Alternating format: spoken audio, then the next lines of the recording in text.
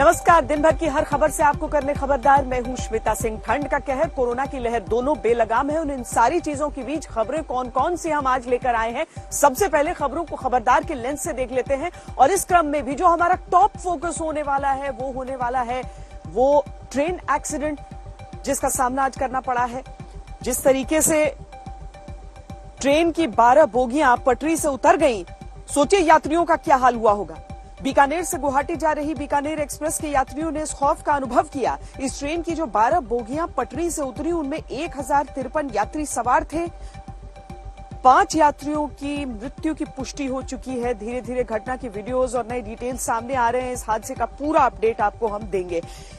इसके बाद पीएम मोदी की 2 चिंताओं का विश्लेषण करेंगे। पहली है कोरोना की लहर और उसका मैनेजमेंट, दूसरी है यूपी में इस्तीफों की लहर और उसका मैनेजमेंट। कोरोना वायरस और उसके ओमिक्रॉन वेरिएंट का संक्रमण रिकॉर्ड स्तर पर है। इस एक दिन में 2.5 लाख के करीब नए केस आने से लोगों के मन में खटका है। लोग सोच रहे हैं कि कहीं दूसरी लहर जैसी स्थिति तो नहीं आ जाएगी। इसीलिए पीएम ने आज मुख्यमंत्रियों के साथ कोरोना के मैनेजमेंट पर घंटों मंथन किया है। पीएम ने बैठक के दौरान इस बात पर जोर दिया कि भारत की तैयारियों को कोरोना वेरिएंट से आगे रहना होगा। बैठक में हॉस्पिटलाइजेशन से लेकर आयुर्वेदिक काढ़े तक हर पहलू पर बात हुई और संकेत यह निकला कि दिल्ली और मुंबई जैसे महानगर हों या अलग अलग राज्य, ओमिक्रॉन के जोखिम को जुकाम समझकर हल्के में लेने की जरूरत नहीं है।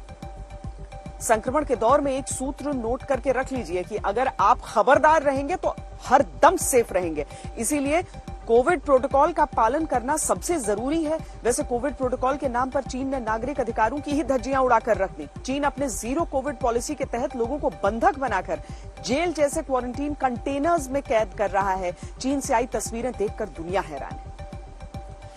उस चिंता का भी हम विश्लेषण करेंगे जो उत्तर प्रदेश के सीएम योगी आदित्यनाथ के साथ साथ पीएम मोदी की भी चिंता है। बीजेपी के अंदर आई इस्तीफों की लहर लगभग कोरोना की लहर जैसी ही है। इन इस्तीफों से बीजेपी की सोशल इंजीनियरिंग पर असर पड़ेगा या नहीं, इसे आंकड़ों, बयानों और मौजूदा समीकरणों की मदद से समझेंगे। और आज आपको यह भी देखना चाहिए कि पाकिस्तान और वहां के प्रधानमंत्री इमरान खान ने आखिर क्यों अगले 100 साल तक भारत से दुश्मनी न करने की कसम खाई है और कश्मीर से अपने प्यार और लगाव को लंबे समय के लिए ठंडे बस्ते में डाल दिया है। पाकिस्तान की राष्ट्रीय सुरक्षा नीति के कुछ गोपनीय हिस्से लीक हो चुके हैं। आज इनका विश्लेषण करना बहुत ज्यादा जरूरी है।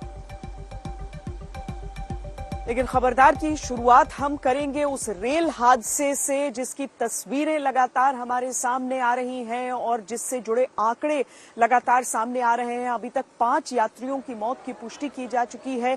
लेकिन किस तरीके से ये बीकानेर एक्सप्रेस का हादसा हुआ, ये गुवाहाटी की तरफ जा रही थी, किस तरीके से ये हादसा हुआ, वो सारी चीजें जांच का विषय है। उससे पहले इस समय रेस्क्यू ऑपरेशंस किस तरीके से चल सकते हैं।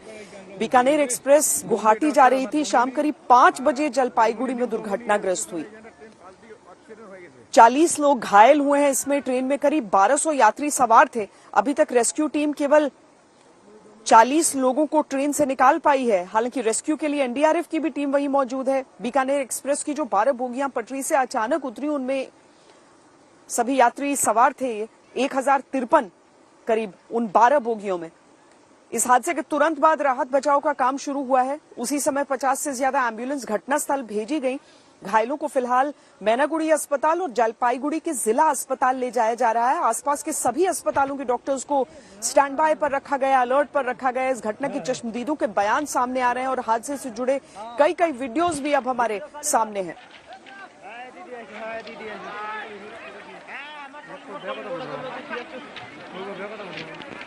हमारे साथ हमारे संवाददाता इंद्रजीत कुंडू इस समय जुड़ रहे हैं। इंद्रजीत, ये जो रफ्तार है रेस्क्यू की, क्या अब थोड़ी सी वो गति पकड़ पाई है? 40 लोगों को ही निकाला जा पाया है, वहां से बताया जा रहा है। इंद्रजीत, वहां का ताजा हाल क्या आपको मिल पा रहा है?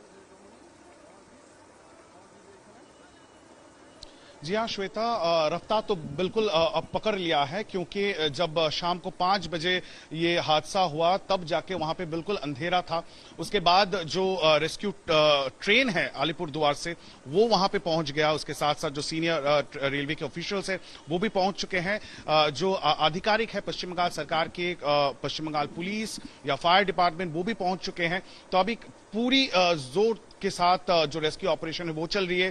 3 एनडीआरएफ की टीम भी है और ये कहा जा रहा है कि जितने भी ज्यादातर ज्यादा लोग उनको रेस्क्यू कर लिया गया है। स्पेशली वो जो 12 बोगी हैं, जो अफेक्टेड बोगीज है, वहां से लोगों को हटाया जा चुका है।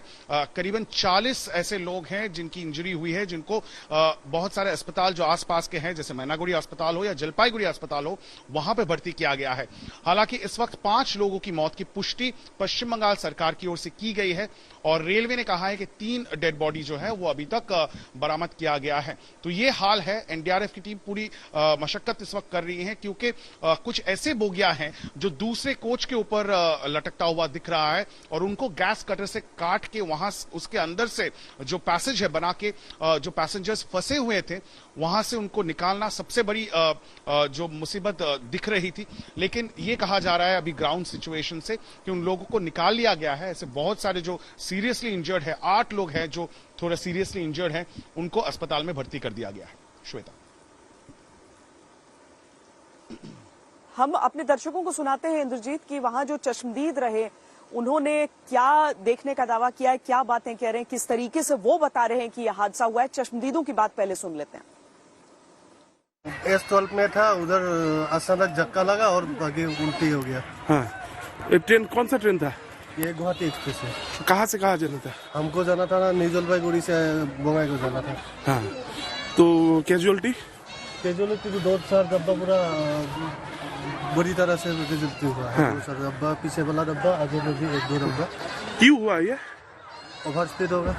एक्सीडेंट जो है, हम S1 में थे, हमारा डिब्बा तो बच गया है। बाकी अचानक जब मैंने हम धक्का लगा तब हम देखे हल्ला मच गया है, भागा दौड़ी हो गया है। तो नीचे उतर के देखा तो आगे का सारा डिब्बा 10 डिब्बा गिरा हुआ था और बाकी हालत खराब था, आदमी मैंने गिरा पड़ा था। अभी हमारा रेस्क्यू चल रहा है और ये सारे जो स्टेट गवर्नमेंट के सारे जो डिपार्टमेंट है यहाँ आए हुए हैं। जैसे आप देख सकते हैं, फायर डिपार्टमेंट है, SDRF है, एनडीआरएफ की टीम भी आए हुए हैं और लोकल जो सिविल डिफेंस है वो लोग भी हैं और अभी रेल आए हैं और बेसिकली अभी उद्धार कार्य चल रहा है। बहुत लोगों को ऑलरेडी हॉस्पिटल में एडमिशन हो चुका है और फिलहाल हमको तो 5 डेथ्स नज़र आ रहे हैं। लेकिन जैसे आप देख रहे हैं कि ये जो बोगी है और उसके नीचे जो है उसमें से भी काफ़ी लोग दबे रह सकते हैं, तो उसका भी अभी कार्य चल रहा है। इंद्रजीत, जैसे उत्तर भारत में ठंड और कोहरे की कहर है, क्या हम जिस इलाके में हादसा हुआ है वहां का मौसम एक तो आपसे समझना चाहेंगे और क्या पूरी रात रेस्क्यू ऑपरेशन वहां पर चलने के आसार लग रहे हैं अब?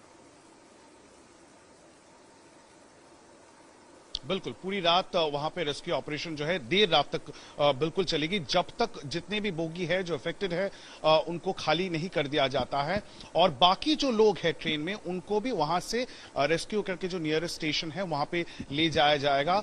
और अगर वेदर की बात करें वहां पे, तो ये मैनागुड़ी में हुआ है, ये उत्तरी बंगाल के क्षेत्र है, दार्जिलिंग डिस्ट्रिक्ट के बिल्कुल नीचे ही है जलपाईगुड़ी, तो वहां पे भी काफी ठंड पड़ती है शाम को और रात को। और जिस समय पे ये एक्सीडेंट हुआ, ये अंदाजा लगाया जा रहा है कि हो सकता है कि तब कुछ कोहरा रहा हो या फिर ट्रैक में कोई प्रॉब्लम था। ये तो अभी आधिकारिक जो जांच है उसके बाद ही पता चलेगा कि कारण क्या था। लेकिन जब ये एक्सीडेंट हुआ तब शाम ढल रही थी और अंधेरा भी छा रहा था, तब जो आसपास के लोग थे उन्होंने हाथ लगाया और रेस्क्यू ऑपरेशन में काफी हद तक उन्होंने मदद की जो ऑफिशियल्स है। इनफैक्ट जो बाकी जो लोग थे, पैसेंजर्स थे कुछ पीछे के बोगीज के, वो भी उतर के जो अफेक्टेड बोगीज है वहां से लोगों को उतरने में वो लोग उन लोगों ने भी हाथ लगाया और सहायता की। तो अभी फिलहाल ये स्थिति है और देर रात तक रेस्क्यू ऑपरेशन जो है वो भी चलने वाली है। जैसे अभी जलपाईगुड़ी के डीएम ने खुद कहा, NDRF, state disaster relief force, SDRF, जो सिविक वॉलंटियर्स हैं, वो सब मिलके एकजुट होके, और जलपाईगुड़ी के जो पुलिस है वो सब एकजुट होके इस वक्त रेस्क्यू और रिलीफ के काम में जुटे हैं। और पश्चिम बंगाल सरकार की ओर से कहा गया है कि दार्जिलिंग, जलपाईगुड़ी और अलीपुरद्वार, ये 3 जो जिले हैं, और कुछ बिहार आस पड़ोस के जिले से जितने भी आधिकारिक हैं, सीनियर ऑफिशियल्स है, SP, DM, उन सबको कहा गया है कि वो वहां पे जाए और इस इमरजेंसी के सिचुएशन में अपना हाथ बटाएं। वाकई जरूरी भी है क्योंकि बड़ी संख्या में लोग अभी भी उसमें फंसे हुए हैं। देखना है कितनी जल्दी से जल्दी ये पूरा हो पाता है। कोशिशें लगातार जारी हैं। इंद्रजीत कुंडू हमारे संवाददाता जानकारी दे रहे थे इस बड़े रेल हादसे के बारे में। 5 लोगों की जान गई है, 40 घायल हुए हैं, लेकिन अभी वहां पर रेस्क्यू ऑपरेशंस चल रहे हैं। रेल मंत्री अश्विनी वैष्णव ने क्या कहा इस हादसे पर, वो आपको सुनाते हैं। फॉर्चुनेट दुर्घटना है ये।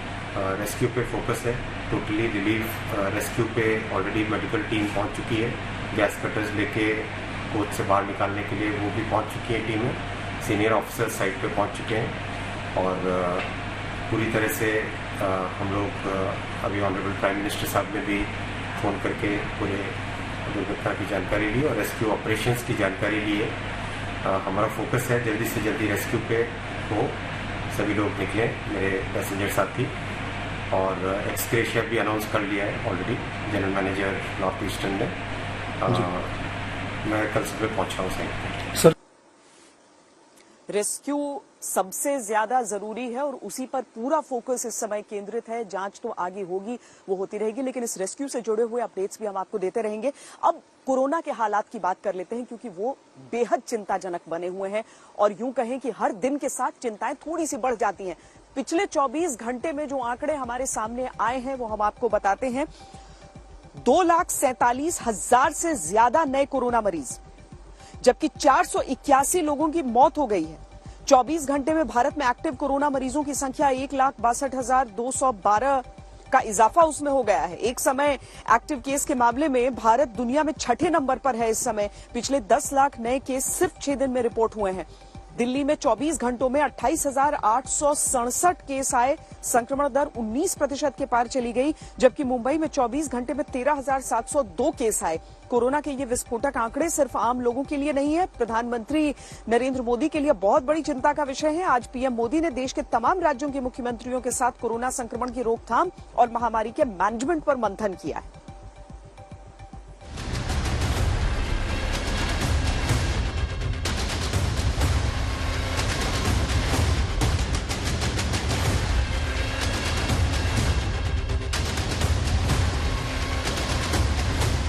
ज्यादा नहीं, करीब 4 हफ्ते पहले तक कोरोना के संक्रमण को मामूली समझा जा रहा था, लेकिन अब यह राष्ट्रीय चिंता का विषय है।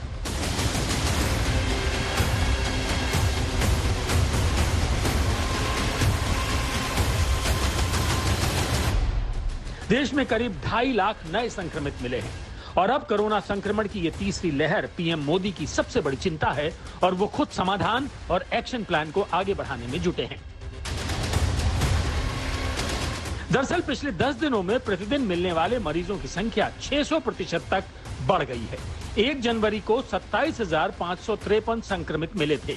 11 जनवरी को यह संख्या 1,93,007 तक पहुंच गई और अब 12 जनवरी को 2,47,417 मरीज मिले हैं।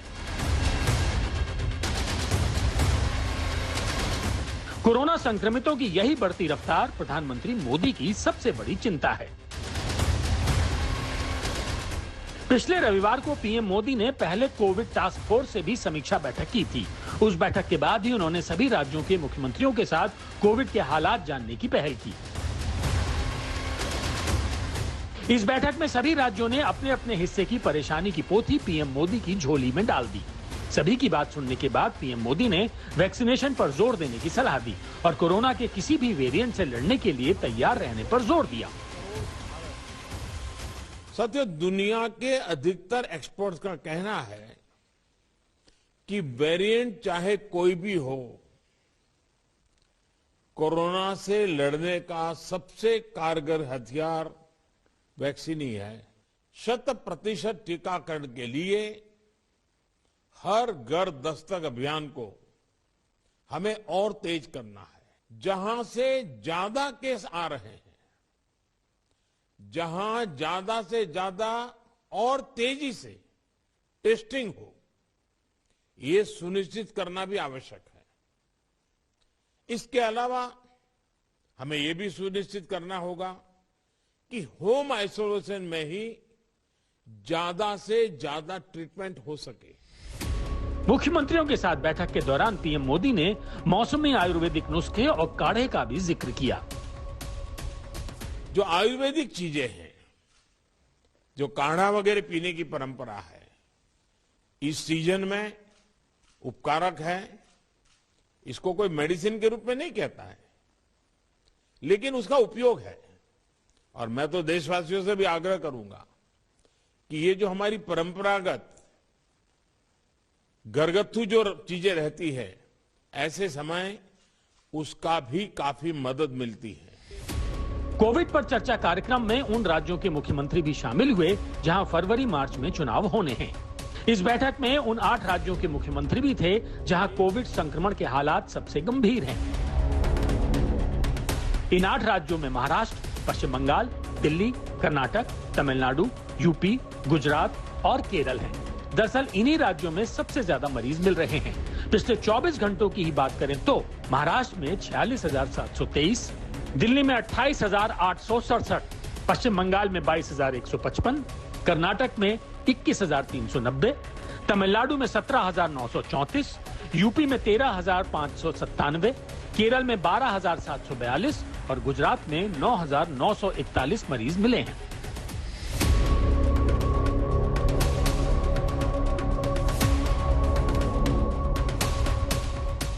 प्रधानमंत्री मोदी की चिंता ये भी है कि पिछले 14 दिनों में ही कोरोना संक्रमण का पॉजिटिविटी रेट 1 से 13.1% तक पहुंच गया है। स्वास्थ्य मंत्रालय के मुताबिक 30 दिसंबर को देश में कोरोना संक्रमण का पॉजिटिविटी रेट 1.1% था, जो अब 13.1% हो गया है।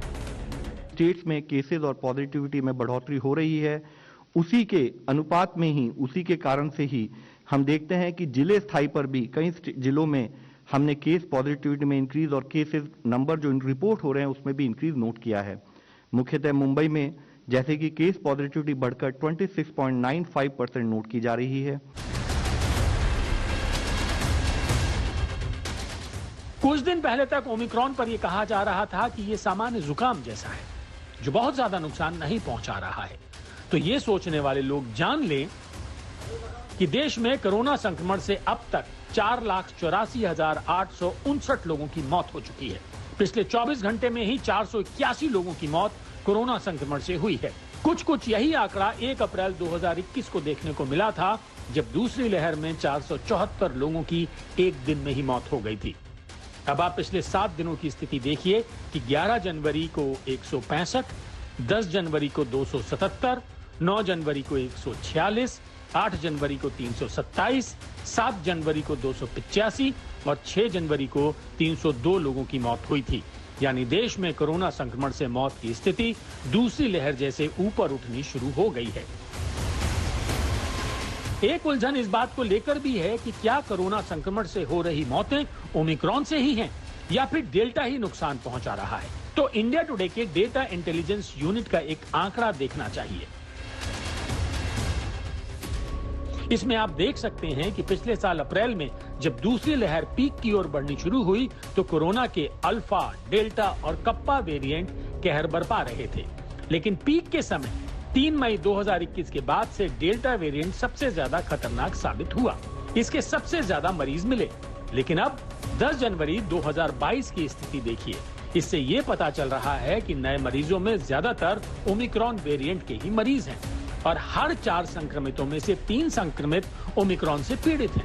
और यहाँ हम याद दिला दें कि कोरोना से पिछले 24 घंटे में 481 मरीजों की मौत हुई है। Omicron is not common cold. Omicron is not common cold. इतना सिंपल, इतना साधारण ये नहीं है कि हम इसको लाइटली लें। एक भावना बने जा रही है कि क्या होगा, ऐसा नहीं सोचें।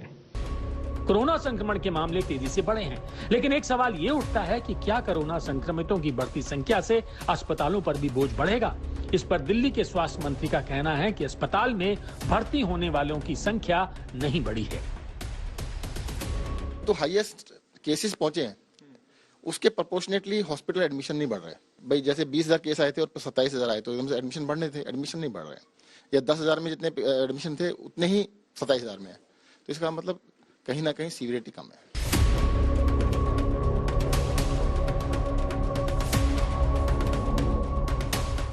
कोरोना संक्रमण की रफ्तार अगले 10 से 15 दिनों में अपने पीक पर पहुंचेगी और उस वक्त जो हालात बनेंगे उनसे निपटने के लिए पहले से ही स्वास्थ्य सेवाओं को मजबूत बनाने की कोशिश चल रही है। ब्यूरो रिपोर्ट, आज तक। खबरदार में आज के लिए इतना ही। देश और दुनिया की बाकी खबरों के लिए आप देखते रहिए आज तक।